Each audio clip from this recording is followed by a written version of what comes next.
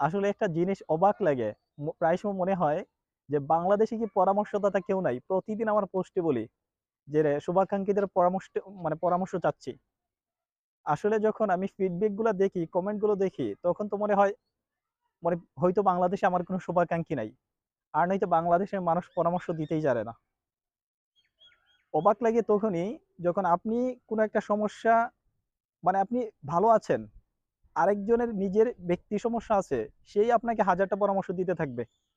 Extra উপদেশ যেটাকে বলে।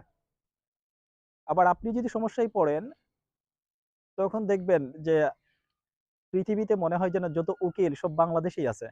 কিন্তু আমি বারবার চাচ্ছি যে এমন তো নাই যে আপনার কেউ পরামর্শ দিতে জানেন না। বা আমি যে বিষয়ে গাইডলাইন চাচ্ছি আপনারা এই বিষয়ে আমার চেয়ে ভালো কেউ জানেন না। আর আমি যে এই বিষয়ে তেমন কিছু জানি তা কিন্তু না। এটা হয়তো আমার কথাবার্তা শুনে আপনারা বুঝতে পারবেন। আমি তো